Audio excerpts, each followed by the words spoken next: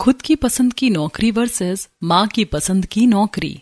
उत्तर प्रदेश के एक छोटे से गांव के साधारण से घर में सुबह की धूप आंगन में फैली हुई है, लेकिन घर के अंदर का माहौल किसी तूफान से कम नहीं है। रिया का सूटकेस खुला पड़ा है और उसमें जबरदस्ती कपड़े ठूंस रही है। माँ शारदा पास खड़ी रो रही है और पिता रामलाल गुस्से में हाथ में पकड़ा अखबार मरोड़ रहे हैं। माँ, मैंने कह दिया ना, उनका फिर से कॉल आया है। वो कंपनी मुझे बुला रही है। मैं वही जॉब ज्वाइन करूंगी जो मुझे पसंद है, जहाँ मेरा करियर है। और मैंने कह दिया तो मतलब कह दिया। कोई जरूरत नहीं है उस अनजाने शहर में जाकर धक्के खाने की।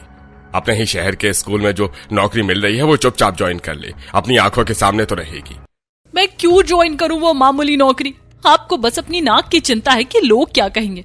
मैं पढ़ी लिखी हूँ बाबूजी, मुझे बड़े शहर की बड़ी कंपनी में नाम कमाना है। मैं इस छोटे से पिंजरे में घुट घुट कर नहीं मर सकती। तभी रिया का दोस्त अमन घर के अंदर दाखिल होता है। उसके चेहरे पर साफ घबराहट और चिंता दिख रही है। उसके हाथ में एक फाइल है। अंकल आंटी, मैंने रिया को बहुत समझाया है। रिया देख, हमारे यहाँ की जो मल्टीनेशनल कंपनी है वहां भी काम और सैलरी दोनों अच्छे हैं। तू वहां काम कर ले। तू समझती क्यों नहीं है? जिस कंपनी में तू जा रही है उसका बैकग्राउंड मुझे कुछ झोल वाला लग रहा है। तू चुप रहे अमन। तू मेरा दोस्त है या दुश्मन? तू जानबूझकर मेरे मम्मी पापा को भड़का रहा है ताकि मैं शहर न जा पाऊं और तू यहीं अपनी धाक जमा सके। बेटा, अमन ठीक बोल रहा है, वो तेरा भला चाहता है। हमारी बात सुन ले।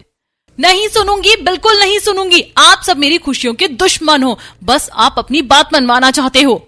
गुस्से में अंधी होकर रिया अपने माँ को जोर से धक्का दे देती है। माँ का संतुलन बिगड़ता है और वो दीवार से जा टकराती है। ये देखकर पिता का चेहरा लाल हो जाता है। वो आगे बढ़ते और रिया के गाल पर एक जोरदार तमाचा चटाक से जड़ देते हैं। शर्म नहीं आती? अपनी माँ पर हाथ उठाती है। इसीलिए पढ़ाया लिखाया था तुझे कि तू अपने माँ बाप को ही धक्का दे। रहने दीजिए जी, रहने दीजिए। पूत के पैर पालने में ही दिख जाते हैं। मुझे नहीं पता था मेरी बेटी इतनी एहसान फरामोश निकलेगी।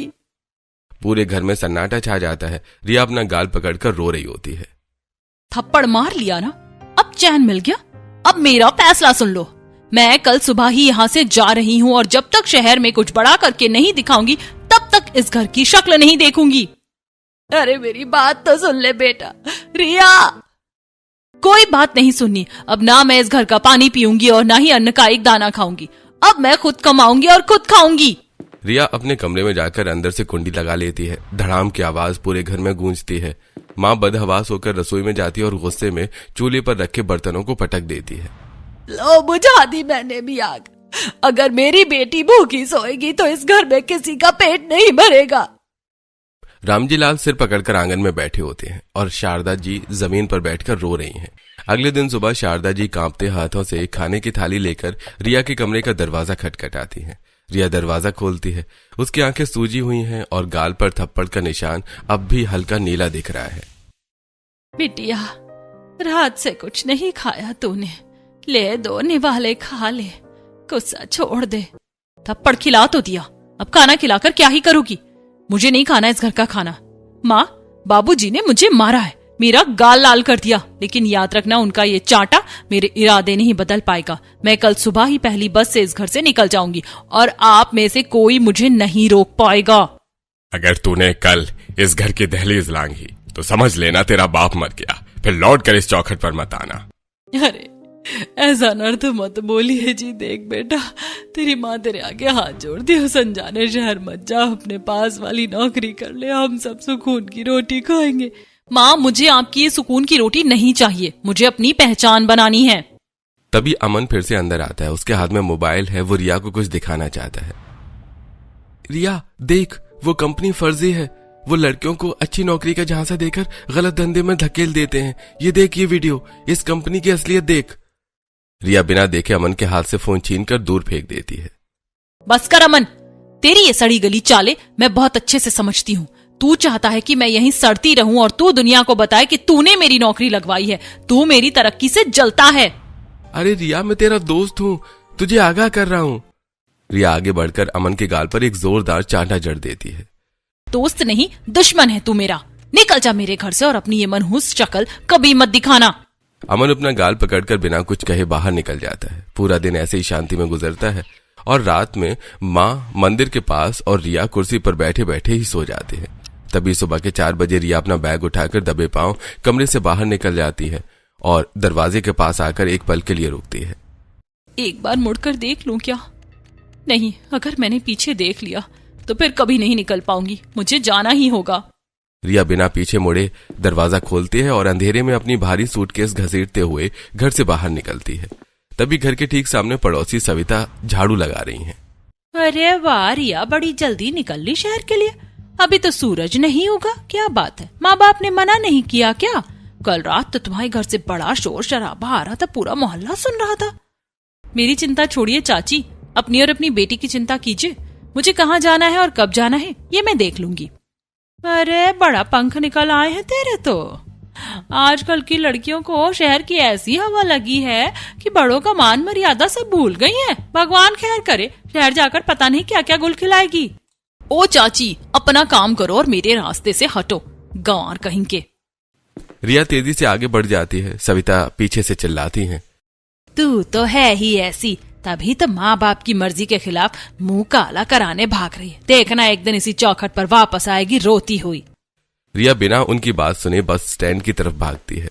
तभी घर के अंदर से माँ शारदा बदहवास होकर बिखरे बाल और गीली आंखों के साथ बाहर दौड़ती हैं।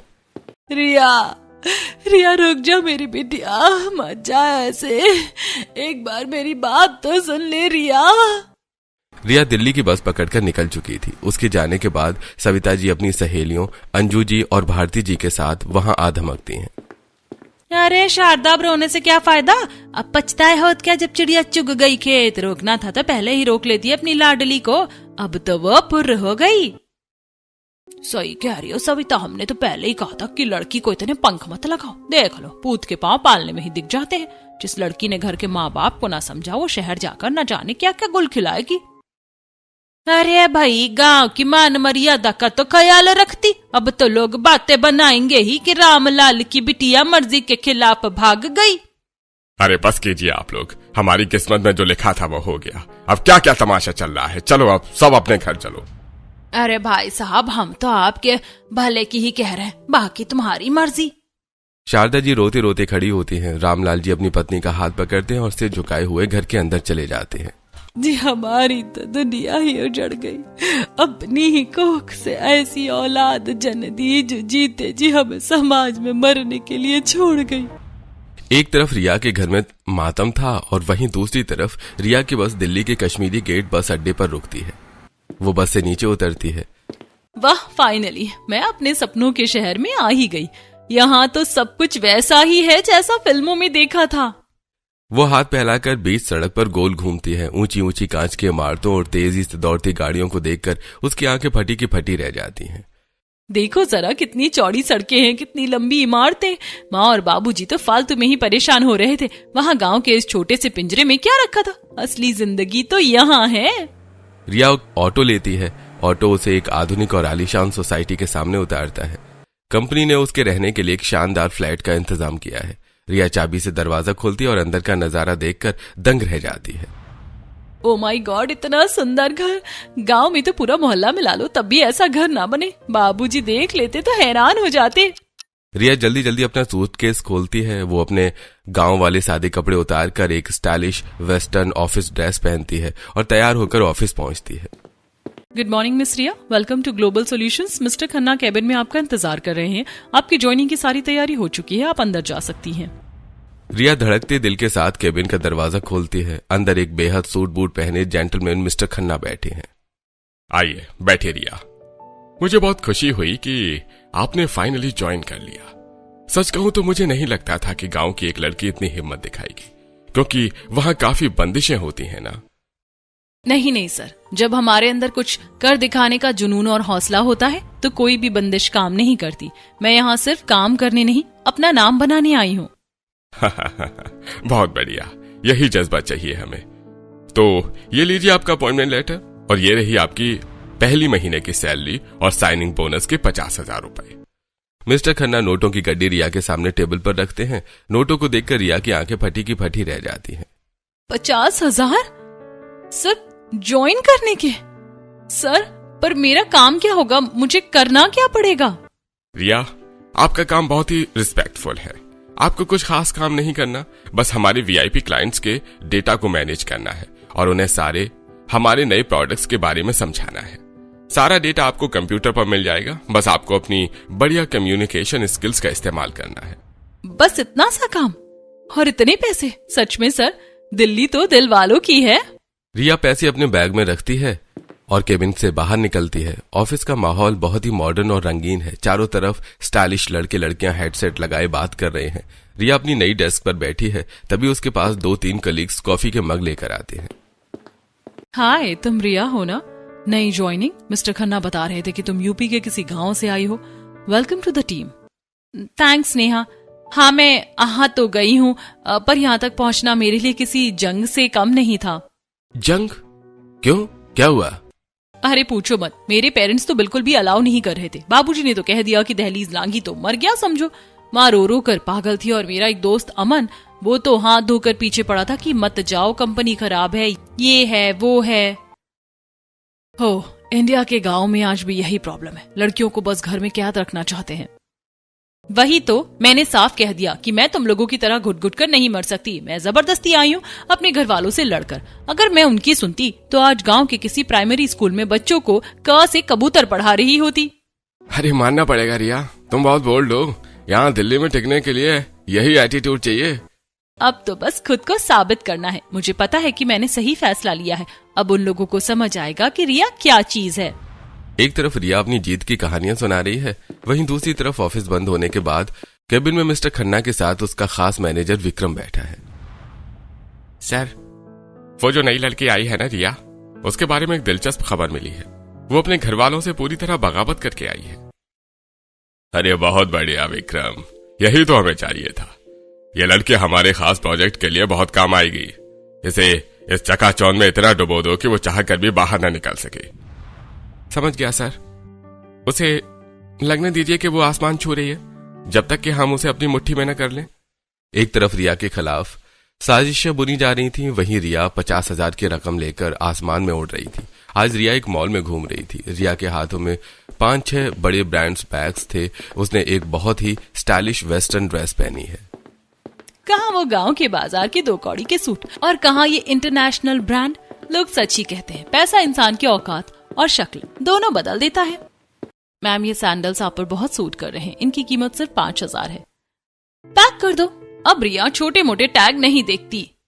मॉल से निकलकर रिया रेस्टोरेंट में जाती है और उसकी नई सहेलियां ऑफिस की नेहा और तान्या बैठी हैं। सब हंस रही हैं। चीयर्स रिया, तुमने तो आज सबको हैरान कर दिया। इतनी महंगी पार्टी। अरे नेहा, ये तो बस शुरुआत है। मेरे बाबूजी कहते थे पैसे बचाओ, बुरा वक्त काम आएगा। उन्हें क्या पता कि जब इंसान कमाना जानता है तो बुरा वक्त पास भी नहीं आता। चलो क्लब चलते हैं। इसके बाद रिया अपनी सहेलियों के साथ क्लब जाती है और तेज संगीत के बीच नाच रही होती है। रिया, तुम्हें डर नहीं लगता? इतनी रात हो गई है, घर से कॉल नहीं आया? किसका कॉल? वो घर तो मैं कब का पीछे छोड़ आई। अब मैं आजाद हूँ। एक तरफ जहां दिल्ली में रिया की पार्टी का शोर था, वहीं गांव में रामलाल के घर में सन्नाटा पसरा था।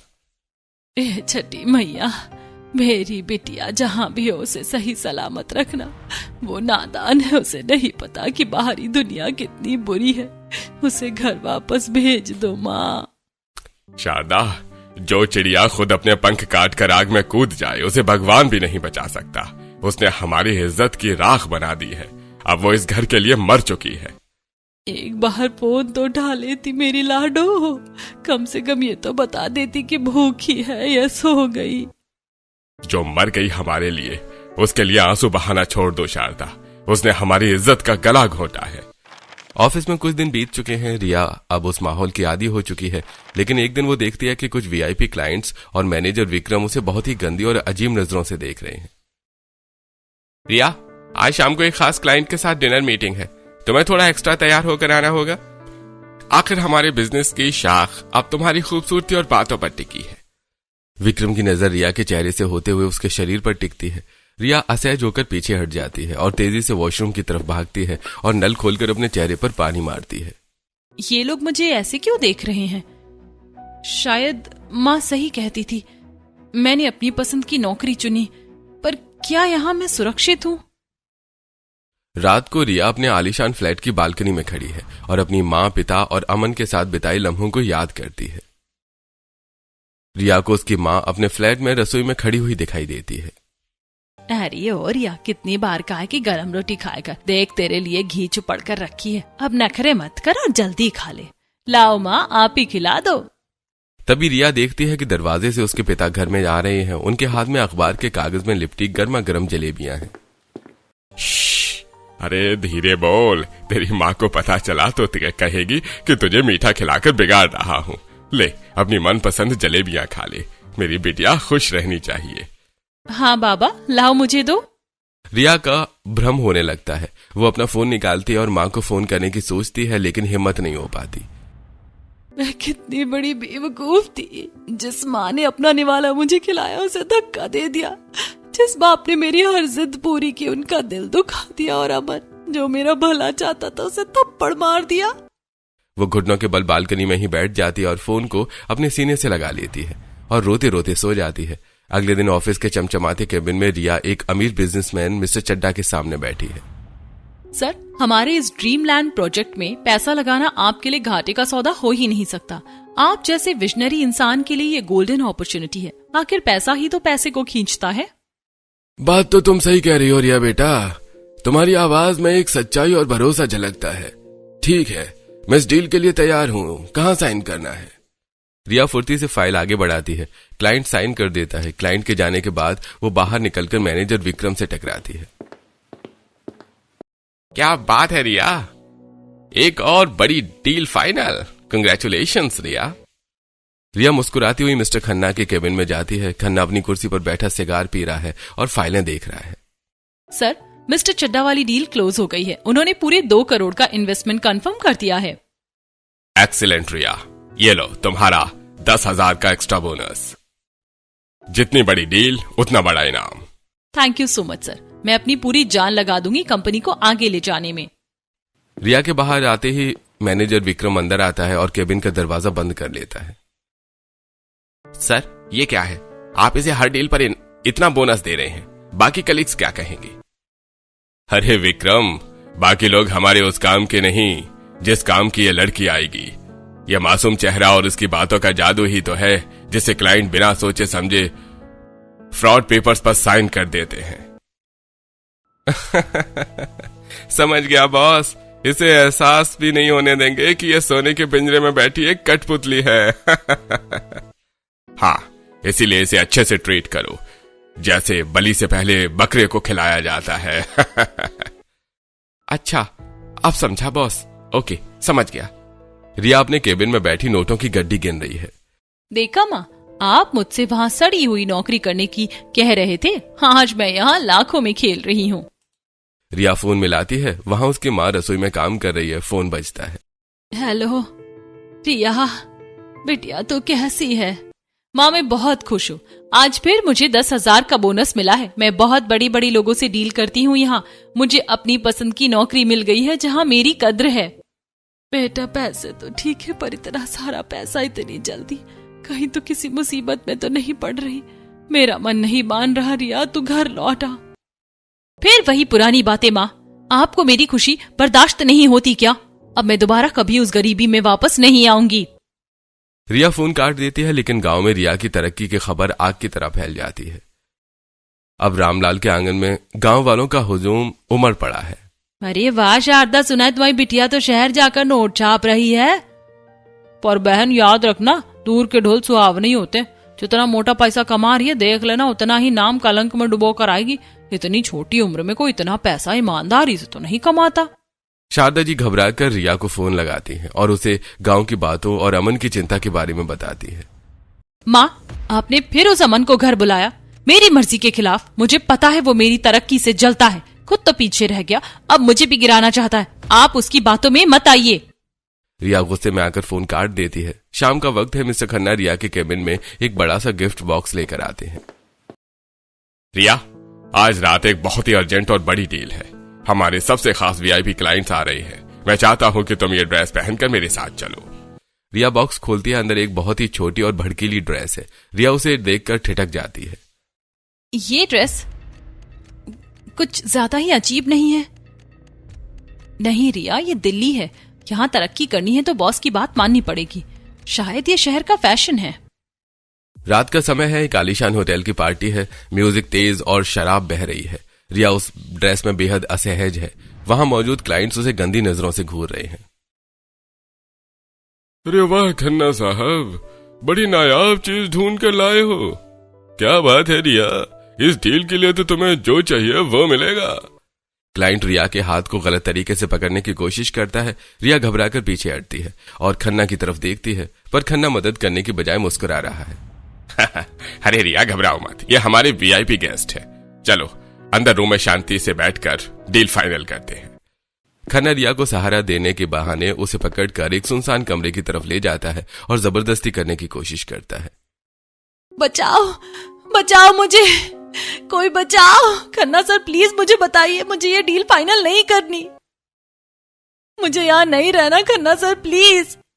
अरे रिया, पैसे पेट पर नहीं होते, इसी तरह आते हैं। अगर आज तुमने इस क्लाइंट को खुश कर दिया तो ये तुम्हें माला माल कर देगा।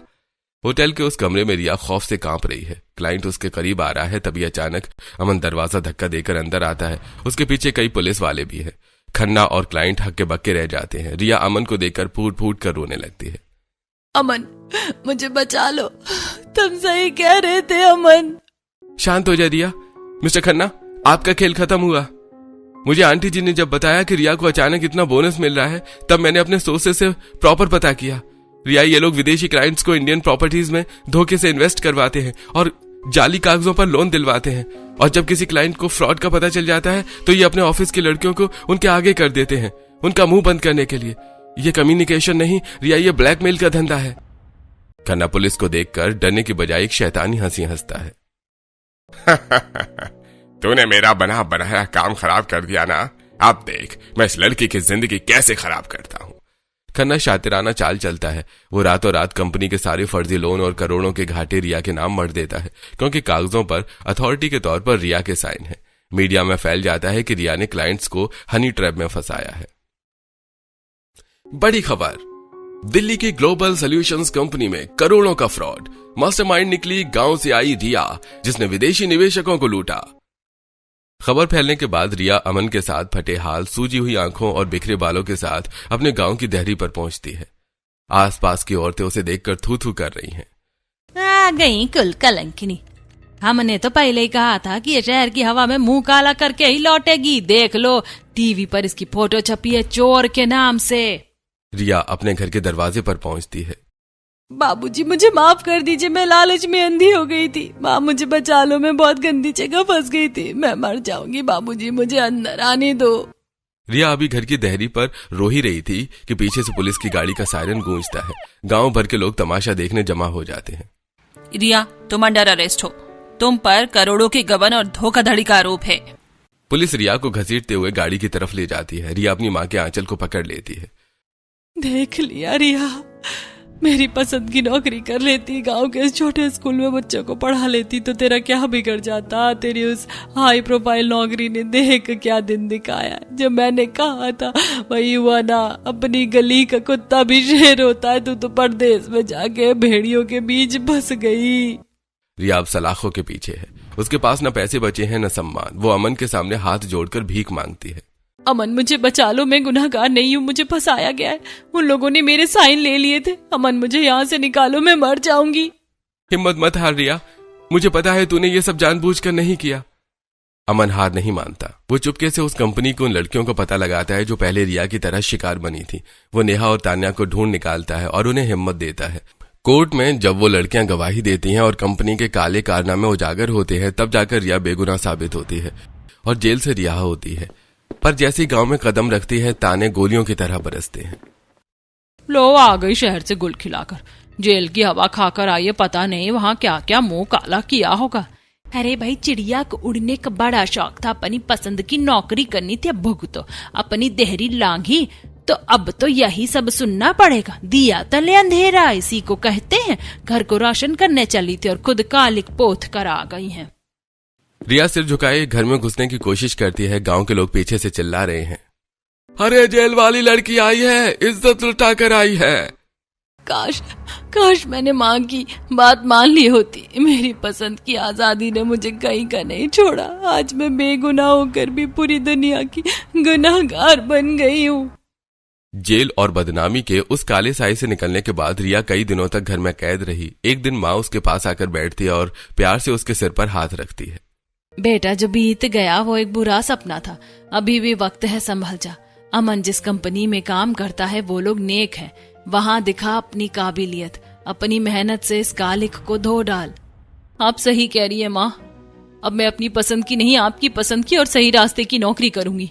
मैं साबित कर दूंगी कि रिया सिर्फ धोखा खाना नहीं, ईमानदारी से नाम कमाना भी जानती है। That's my girl। अब चलो, कल तैयार हो जाना। मैंने बात कर ली है तुम्हारे लिए अपनी कंपनी में। थैंक यू अमन, तुमने हमेशा मेरा साथ दिया है। आई एम सो सॉरी, मैंने तुम्हें गलत समझा। रिया अब उसी कंपनी में ज्वाइन करती है जहां अमन काम करता है। ये एक प्रतिष्ठित मार्केटिंग फर्म है। रिया एक सोबर और प्रोफेशनल फॉर्मल सूट में ऑफिस में एंट्री करती है। वेलकम रिया, यहाँ तुम्हारी बातों का नहीं, तुम्हारे काम का सम्मान होगा। रिया सेल्स और मार्केटिंग डिपार्टमेंट की कमान संभालती है। वो अपनी बेहतरीन कम्युनिकेशन स्किल का इस्तेमाल करके बड़े बड़े कॉर्पोरेट क्लाइंट के साथ डील फाइनल करती है। और 1 महीने के बाद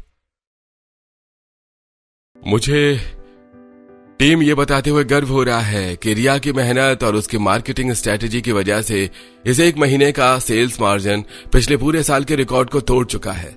वेल डन रिया। रिया के ऑफिस के लोग अब रिया को शिकार या मोहरा नहीं बल्कि एक लीडर की तरह देखते हैं।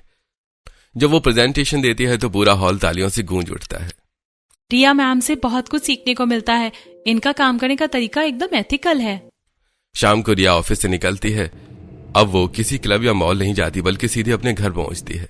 गांव वाले जो कल तक ताने मारते थे आज उसे ऑफिस की गाड़ी से उतरते देखकर चुप हो जाते हैं।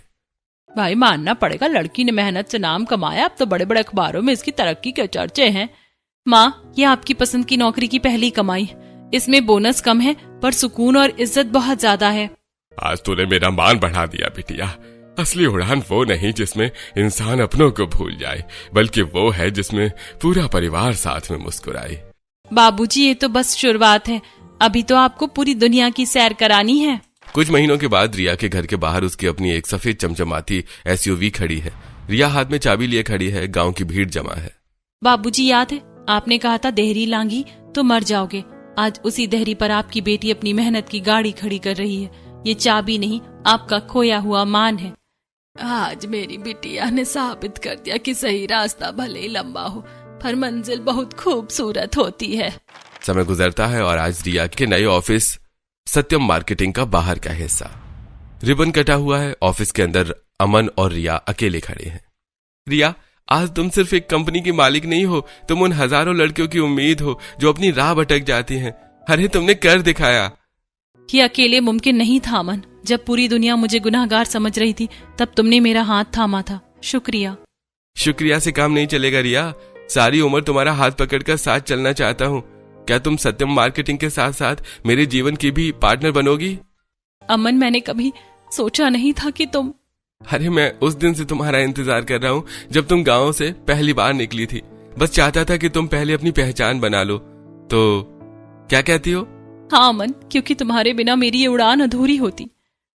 दोस्तों, सफलता का कोई शॉर्टकट नहीं है। आप मुझे बताइए कि क्या आपने भी अपनी जिंदगी में कभी ऐसी ठोकर खाई है जब आपने अपने माँ बाप की पसंद को छोड़कर अपनी पसंद को चुना हो और ऐसा धोखा मिला हो? कमेंट करके बताइए। और रिया और अमन का आगे क्या हुआ ये जानने के लिए पार्ट 2 लिखना ना भूले।